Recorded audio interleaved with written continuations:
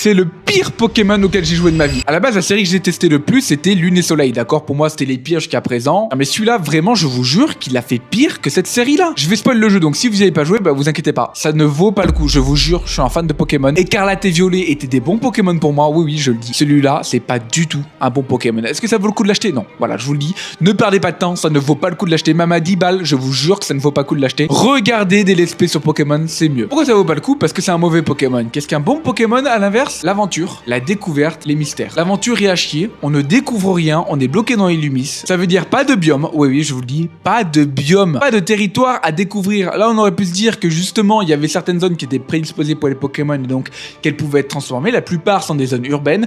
Il y a un peu de neige, un peu d'eau, et c'est tout. Évidemment, il n'y a pas de nouveaux Pokémon, les seules nouveautés sont les mégas, mais bon, la plupart des mégas sont horribles. À part Méga Brutapod et Méga Drayol, Méga Starry est drôle, mais le reste, vraiment, c'est catastrophique. Parmi les 3 starters là, Méga Méganium est à chier. Méga Alligator avait un bête de potentiel, mais au final, c'est à chier. Méga Roitiflamme est pas mal. Ensuite, ils nous ont déçus sur les modèles 3D. Parce que oui, c'est stylé d'avoir des nouveaux modèles 3D, mais vous savez quoi? On les découvre même pas dans la nature. Parce que oui, quand on se balade dans les limites, c'est des dresseurs avec les Pokémon. Vous savez quoi? J'ai été spoil de tous les modèles en me baladant dans la ville. C'est horrible parce que déjà, la balle dans la ville est horrible. On aurait pu avoir un vélo ou n'importe quoi pour se déplacer. Non, on doit se déplacer à pied. Je vous jure que c'est infâme. En plus de ça, on se spoil tous les modèles des Pokémon, mais vraiment tous, hein. Il y a un mec qui se baladait avec un Métalos, et un mec qui se baladait avec un Dracofeu. Mais moi, je voulais les découvrir dans la nature, je voulais les découvrir avec les évolutions. Et non, on les découvre dans la ville, c'est horrible. Les combats, c'est marrant au début, puis ça devient vite chiant. La boucle de gameplay est une catastrophe sans nom, c'est la même. C'est-à-dire, on fait le Royal Zeda, on affronte le champion, ensuite il y a les méga féroces, et ça se répète encore et encore et encore, et c'est bon, on n'en peut plus. La fin est catastrophique, Méga Zygarde est catastrophique, le post-game, il y en a pas. Et le Royal Zeda infini, mais bon, on s'en fout, je veux dire, on en a bouffé pendant toute l'aventure, on n'en peut plus. Ensuite, on doit aller capturer Xerneas et Yveltal, on s'en fout parce qu'ils ont pas de méga. Ensuite, on a Zygarde à capturer, c'est bien,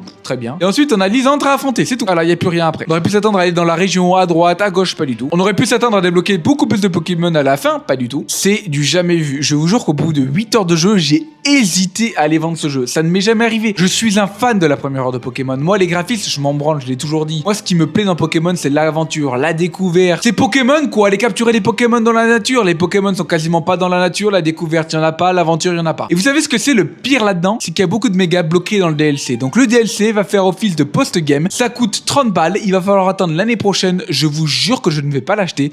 Je vous jure que ce Pokémon est le pire. Donc, à la question, est-ce que ça vaut le coup d'acheter ce jeu? Non. Je vous jure, ne l'achetez pas. Je suis pas dur à contenter en termes de Pokémon. Je suis pas difficile du tout. Mais ce jeu-là, littéralement, le pire Pokémon qui n'ait jamais existé dans la série. Ne jouez pas à ce jeu.